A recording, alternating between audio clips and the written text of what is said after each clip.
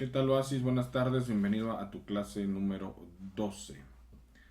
Es una clase especial por dos situaciones.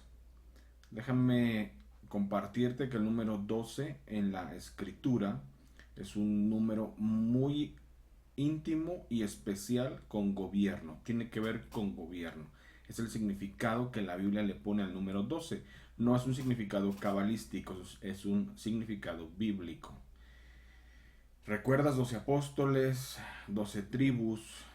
En Apocalipsis, 24 ancianos, 12 de un lado, 12 del otro lado, en fin, tiene que ver con la forma en que Dios pone el gobierno, no solo sobre el cielo, sino también sobre la tierra.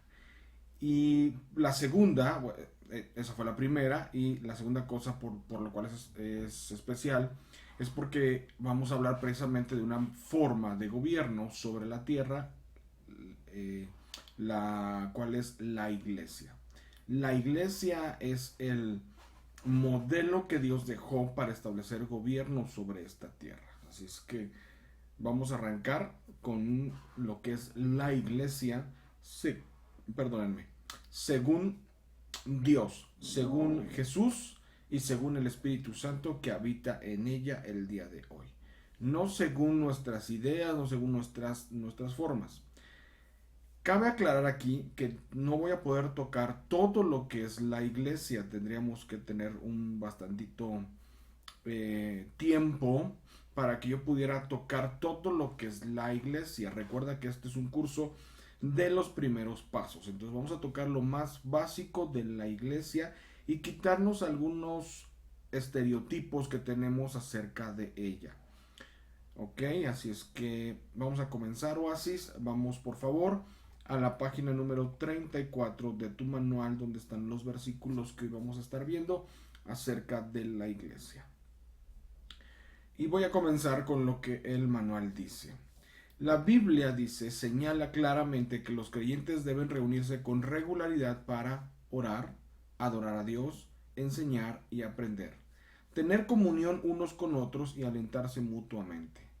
Dios nunca quiso que anduviéramos por el camino de la fe solos. La participación en una iglesia local es vital para nuestro crecimiento en Cristo. Bueno, déjame explicar algunos conceptos rápidos. Primero,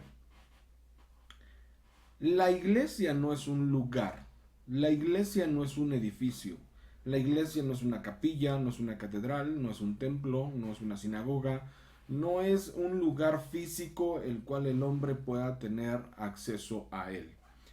Generalmente, malamente, muchos decimos o hemos dicho en algún momento dado, vamos a la iglesia o hay que ir a la iglesia, refiriéndonos de antemano al lugar físico donde está establecida la iglesia. Hoy en día no solamente es un lugar propio, a veces se renta algún salón de fiestas, alguna casa, alguna cochera, etcétera, etcétera.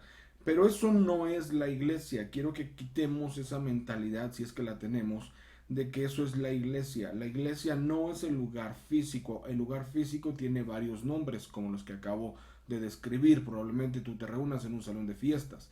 Probablemente tú tengas ya un lugar físico bien establecido, al cual le llamas templo, el templo de la iglesia de Sarón o el templo de Jesús el Señor, el templo de Sinaí, no sé, le podemos poner infinidad de nombres al local o al lugar donde nos reunimos. El pueblo de Israel, cuando la iglesia primitiva estaba después de Jesús, tenían el templo de Salomón donde se reunían, pero no es que se reunieran como lo hacemos hoy nosotros, o sea que ellos entraban al templo, no, lo que ellos hacían era ir al templo, el templo no era grande como para que mucha gente estuviese ahí, sino que iban al templo y afuera del templo la gente se reunía como si fuera una especie de meeting o de manifestación, ¿verdad? Ahí se agolpaba la gente, uno de los discípulos o alguien se paraba sobre una de las puertas del templo, que por cierto tenía 12 puertas, sobre una de las puertas del templo, y entonces él lanzaba el discurso, lanzaba la enseñanza, lanzaba lo que tenía que dar ese día para la gente, y entonces por eso en textos como en Hechos dice que los discípulos iban al templo, pero no iban al templo como nosotros pensamos si lo ponemos como nosotros lo hacemos hoy en día. O sea, no, nada que ver. Con el paso del tiempo, precisamente los grupos necesitaron un lugar donde reunirse. Y los primeros templos no fueron construcciones, los primeros templos fueron casas, cuevas, catacumbas, etcétera, lugares de puntos de gente donde muchas veces la iglesia se escondía porque eran perseguidas. Y entonces tenía que buscar un lugar donde estar juntos, compartir su fe, pero en secreto. Hoy en día, en la mayoría de los países no es así, en algunos países sigue siendo así, y mucha iglesia se reúne en secreto y en escondidas. Bueno, ese es por un lado, quiero que nos quitemos ese mito. Entonces, si la iglesia no es el lugar, no es la habitación física, ¿qué es la iglesia? La iglesia somos nosotros, la iglesia somos los seres humanos. En la mayoría de los textos del Nuevo Testamento donde se refieren a la iglesia, no se están refiriendo al lugar físico, sino a la gente que compone ese grupo. La iglesia es la comunión de gente o el grupo de gente que se reúne en una misma fe, en un mismo propósito. Por eso la Biblia nos enseña que hay una sola iglesia. No hay muchas iglesias. Hay una sola iglesia y nosotros le hemos puesto el nombre de universal. ¿Ok? Universal, pero no es un nombre que la Biblia maneje como tal. Simplemente nosotros decimos, hay una iglesia universal en el mundo. O sea, todos los seres humanos en el mundo que creemos en Cristo Jesús, que le hemos recibido como nuestro Señor y Salvador y aceptado el pago por nuestra maldad pagada en la cruz del Calvario, entonces eso nos hace, dice la Escritura, ser hijos de Dios y por ende nos hace ser parte de la iglesia que Cristo compró en la cruz del Calvario. Antes de ir a los textos voy a ir a uno que yo tengo aquí en Mateo 16:18. Dice, yo también te digo que tú eres Pedro y sobre esta roca edificaré mi iglesia y las puertas de Hades no prevalecerán contra ella. Es un texto muy discutido hasta el día de hoy entre la iglesia católica. Cuando me refiero a la iglesia católica, precisamente no me estoy refiriendo a un templo ni al Vaticano ni nada, sino al grupo de creyentes que tienen esa fe particular contra nosotros, por llamarlo de alguna manera, no contra por pelea, sino contra por otra idea, contra los cristianos. ¿Por qué? Porque en este texto dicen que ahí Cristo le deja el papado a Pedro y sobre Pedro es que va a edificar la iglesia. Pero si leemos bien todo el capítulo de Mateo 16 con cuidado, versículos antes, el Señor Jesús les hace un cuestionamiento a ellos. ¿Quién soy yo? ¿Quién dicen que soy yo? Y entonces contestan y Pedro contesta, tú eres el Cristo, tú eres el Hijo de Dios, tú eres el Mesías, etcétera, etcétera. Le da toda una referencia de quién es Jesús. Y Jesús le dice a Pedro, bienaventurado eres Simón, hijo de Jonás, porque esto no te lo reveló carne ni sangre, sino mi Padre que está en los cielos. O sea, lo que le está diciendo Jesús es, la respuesta que tú me acabas de dar y todos los títulos que me acabas de poner son reales, porque no te los reveló nadie, no fue por un conocimiento de hombre, sino mi Padre le dio la gracia de podértelos dar a ti para que me reconocieras como yo soy. Y luego Jesús dice, yo también te digo que tú eres Pedro. ¿Recuerdas que dijo Simón, hijo de Jonás antes? Ahí Jesús le cambia el nombre de Simón a Pedro por el significado de Pedro. Lo vemos tal vez un poquito más adelante cuando vemos algo acerca de los discípulos, pero se lo cambia por el significado de Pedro. Y sobre esta roca no está hablando del Pedro del nombre, sino de lo que Pedro dijo. Le está diciendo sobre el argumento que tú diste, la idea que tú dijiste, todos los títulos que tú dijiste, sobre esos mismos Yo voy a edificar la iglesia y las puertas del Hades no van a prevalecer sobre ella. O sea, lo que está diciendo es todos los que crean en mí, todos los que me sigan a mí, todos los que crean en todo lo que tú dijiste, que yo soy el Hijo de Dios, que yo soy el Señor, que yo soy el Salvador, que yo soy el Mesías, que yo soy el ungido, etcétera, etcétera. Todos los que crean eso van a ser parte de la iglesia que yo voy a formar o que yo voy a crear a partir de ese fundamento. Y las puertas del Hades no van a prevalecer contra ella. Entonces es un texto que hasta el día de hoy es muy debatido, pero que tiene una relevancia importante para saber por qué la iglesia somos nosotros y no el lugar donde estamos. Así es que, quitando esos dos conceptos, me falta uno, perdónenme, tres. Y tenemos iglesias locales. Dije la iglesia universal y tenemos iglesias locales.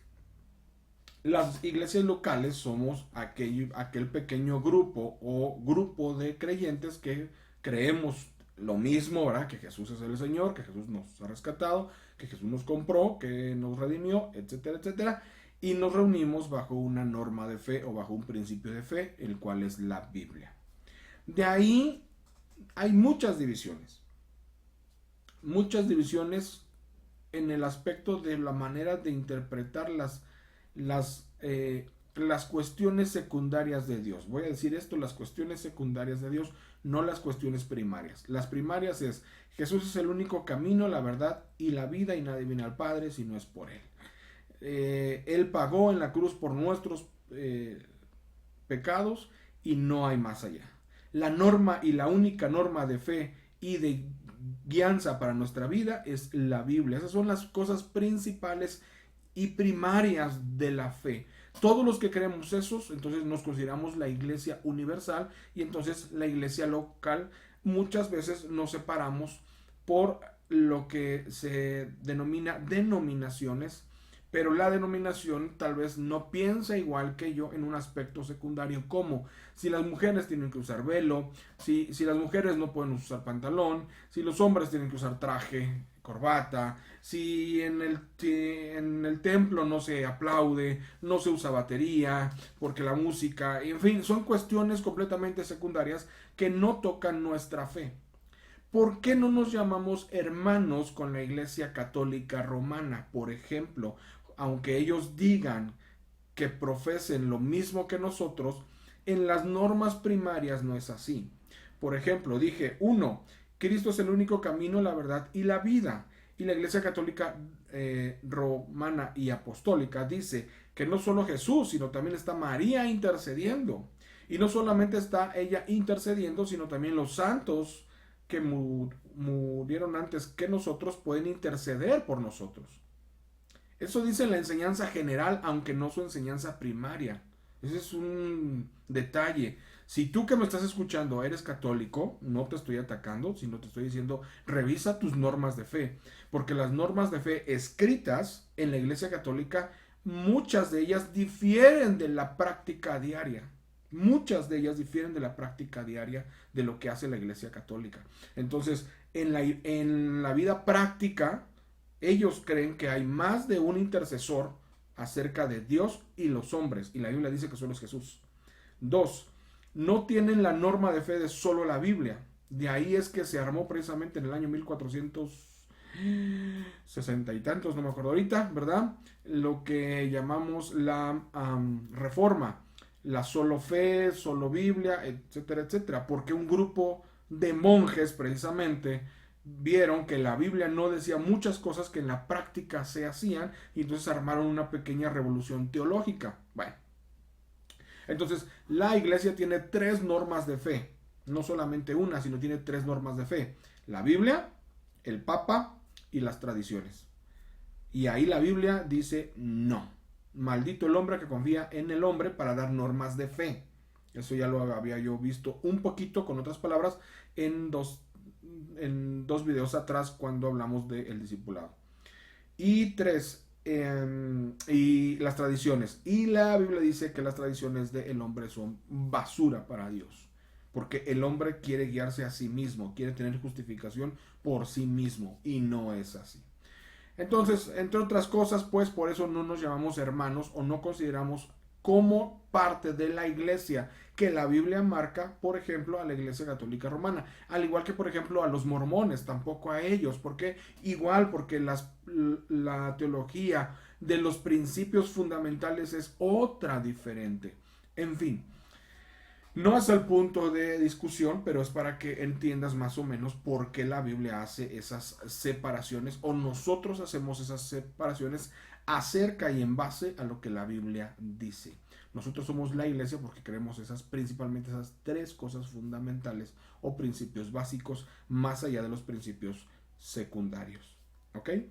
Bueno, vamos a los textos que nos marca nuestro manual. Ahora sí, espero no haberte revuelto mucho y si tienes alguna duda, por favor, ya sabes que puedes consultarla, puedes mandármela y con todo gusto la contesto en el video que viene, ¿ok? Así es que por favor, si tienes dudas y si no quieres que lo conteste en el video, sino personalmente, con todo gusto también te lo contesto personalmente, ya sea por correo o a tu WhatsApp o en alguna fuente donde pueda yo contestarte, ¿ok? Vamos a Hechos 2.42. Hechos 2.42 dice, se mantenían firmes en la enseñanza de los apóstoles, en la comunión, en el partimiento del pan y en la oración. Es lo que hacemos. Si tú nos has acompañado a un servicio, precisamente es lo que estamos haciendo. Un servicio independientemente como es, bueno, pues las formas y los tiempos debe de tener esto que hacía la iglesia primitiva. Nos mantenemos firmes en las enseñanzas de los apóstoles. Esas vienen en la escritura, en el Nuevo Testamento. 2. Nos mantenemos firmes en la comunión, lo que hoy llamamos la Santa Cena o la Cena del Señor. 3. En el partimiento del pan. Parte de lo mismo, parte de la Santa Cena y parte de la comunión entre creyentes los unos con los otros. Y 4. En la oración, manteniéndonos firmes, orando los unos por los otros e intercediendo los unos por los otros. Lo hacemos, somos parte de la iglesia. Mateo 18:20, que está con el asterisco, porque recuerda que ese es nuestro texto que nos vamos a memorizar esta semana. Porque donde 2 o 3 se reúnen en mi nombre, ahí estoy yo en medio de ellos. Este texto es impresionante para enseñarnos que no importa el lugar donde la gente o donde la iglesia se reúna, si es un salón de fiestas, si es un patio, si es una cochera, si es el campo, si es el cerro, la montaña, no importa dónde. Jesús dijo, donde 2 o 3 estén congregados, o sea, reunidos en mi nombre, ahí voy a estar yo en medio de ellos. Y vamos a hacer lo que es parte de la comunión y lo que la iglesia hace. Buscar la comunión entre Dios y los hombres. Eso es el trabajo de la iglesia. Pero también es el trabajo de la iglesia, el gobierno sobre esta tierra. Con principios nuevos, con fundamentos nuevos que la Biblia tiene y que te enseña a través de leer, de estudiar, de etcétera, etcétera, lo que vimos en el discipulado. Entonces tienes las herramientas para gobernar sobre esta tierra, gobernar sobre tus sentimientos, sobre tus emociones, etcétera, etcétera. Entonces es importante comprender eso. Dije que hoy no me va a dar tiempo para ver todo, pero espero tocar puntitos básicos y que se te queden ahí como un parteaguas muchas veces de lo que creemos o de lo que pensamos. Entonces recuerda, Mateo 18:20 es nuestro versículo para aprendernos. Gálatas 6:2 dice, ayúdense unos a otros a llevar sus cargas y así cumplirán la ley de Cristo. La iglesia hace eso, ¿sabes? Entre unos y otros llevamos nuestras cargas, o sea, unos a otros, precisamente como estamos juntos intercediendo los unos por los otros, tú puedes comentarle al hermano, a la hermana, fulanito, fulanita, entonces, oigan, ayúdenme a orar porque fíjense que tengo este problema, ayúdenme y nos apoyamos, no solo orando los unos por los otros. También la escritura dice, ay de ti si llega tu hermano y tiene una necesidad y tú solamente le dices, pues voy a orar por ti, ¿no? Cuídate. No, si puedes, apóyale en su necesidad y ora por él. O sea, ambas cosas. Por eso somos una comunidad, una comunión de gente unida bajo un mismo principio y bajo un mismo propósito. ¿Ok? Recuerda estar subrayando, marcando, encerrando palabras, textos, frases, ideas que marquen la enseñanza en ti en en este tema. ¿Ok? sobre los textos y sobre lo que yo voy diciendo. Sé que a veces hablo muy rápido, pero se supone que los videos duran 20 minutos, se supone, nunca me duró, creo que nunca he tardado 20 minutos, o creo que los primeros, pero me voy rápido porque si no, aquí acabamos en una hora. Como pequeño comentario. Hebreos 10:25 dice: no dejemos de congregarnos como acostumbraban a hacerlo algunos, sino animémonos unos a otros, y con mayor razón ahora que vemos que aquel día se acerca. ¿Cuál es aquel día? El día final o el día del juicio. Entonces dice, cuidado, tú sabes que va a llegar un día donde Dios nos va a juzgar. Y ese día a veces pensamos solo en lo apocalíptico, ¿no? Ay, el fin del mundo y los temblores y las guerras. No, el fin del día en tu vida. Tú no sabes si el día de mañana es tu último día, o el día de hoy es tu último día, o el mes que viene, o el año que viene, o no lo sé. La Biblia lo pone de muchas maneras. Jesús dijo, había un hombre que sembró y cosechó una gran cantidad y dijo, ay, este año me fue excelente. ¿Saben qué? Tírenme los graneros, tírenme esto y háganlos más grandes porque yo sé que el próximo año, ¡pau!, voy a hacer el doble de lo que hice ahora. Palabras más, palabras menos. Es la Biblia versión Pastor Israel. ¿Sí? Y dice que ese día por la noche vino un ángel y le dijo, oh insensato, Dios ha pedido tu alma, vámonos, ¿de qué te sirve haber dejado lo que dejaste? O sea, hizo todo, ganó todo y quiso ganar más y ese día murió.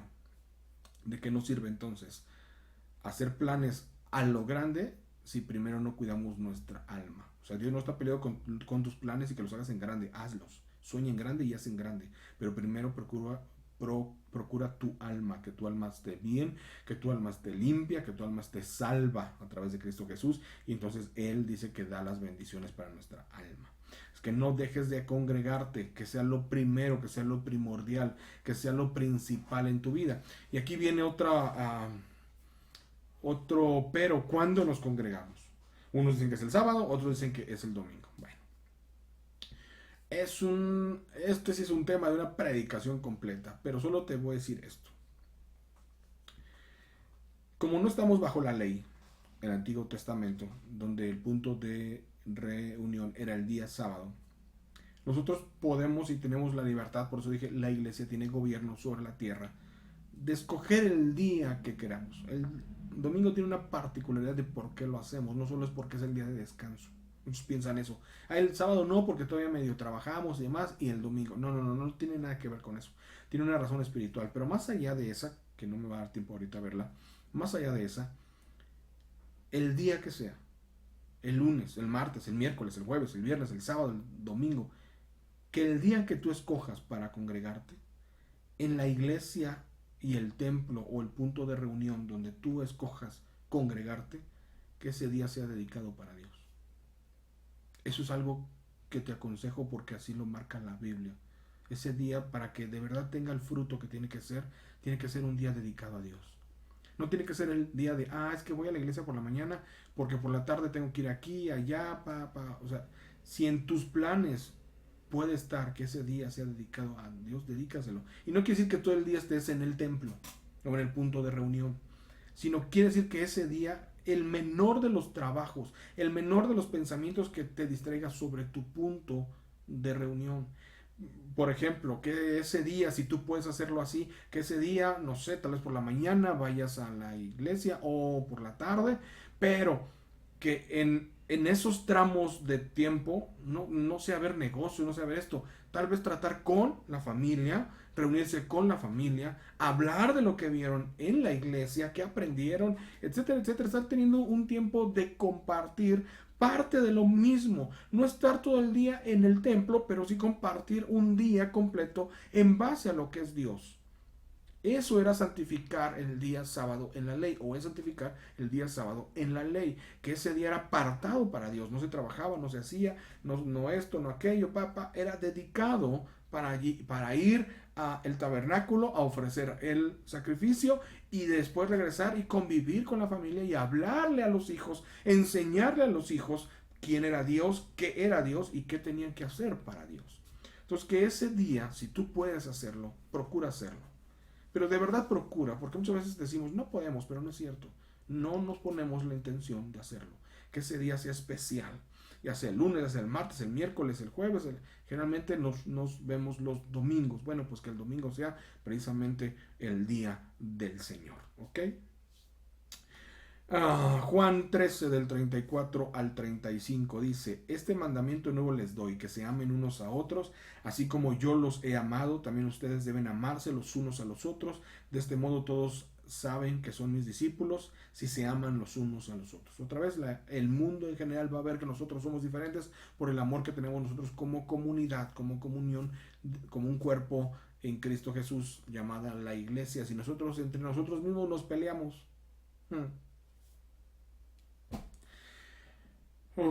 hay muchas enseñanzas en YouTube, créeme, muchas predicaciones en YouTube que te van a decir y que vas a escuchar que la iglesia es el peor ejército que hay sobre esta tierra porque se matan entre ellos mismos. Y la realidad es cierta, pero no por eso tengo que estar predicando eso. Al contrario, tengo que predicar unidad, amor, tengo que predicar las cosas que la Biblia dice que tengo que predicar. Aunque eso sea una realidad, no tiene por qué quitarme el énfasis de la verdadera predicación de la Biblia. Y mi predicación hoy, mi enseñanza hoy que te estoy diciendo es: tienes que amarte los unos con los otros para edificar juntos el cuerpo de Cristo, que es la iglesia. ¿Ok? Efesios 4 del 11 al 13 dice: Él mismo constituyó a unos apóstoles, a otros profetas, a otros evangelistas, a otros pastores y maestros, a fin de capacitar al pueblo de Dios para la obra de servicio, para edificar el cuerpo de Cristo. De este modo todos lleguemos a la unidad de la fe y del conocimiento del Hijo de Dios, a una humanidad perfecta que se conforme a la plenitud de la estatura de Cristo. 5 ministerios diferentes, ¿verdad? Apóstol, no veo mi manita, ya la vi. Apóstol, profeta, evangelista, pastor, maestro. No son jerárquicos, uno no está arriba de otro. Son 5 ministerios a los cuales Dios te puede llamar a ti para que vengas a servir a la iglesia, a la comunidad de la iglesia, para varias cosas. 1, para edificarlos o para enseñarles a servir. Cualquier cosa que sea servicio, a servir. Ahí entran los discípulos y los siervos. 2, para edificar el cuerpo de Cristo, o sea, para darte herramientas para que crezcas, para que cambies tu mentalidad, para que cambies los patrones malos por patrones nuevos, las ideas malas por ideas nuevas.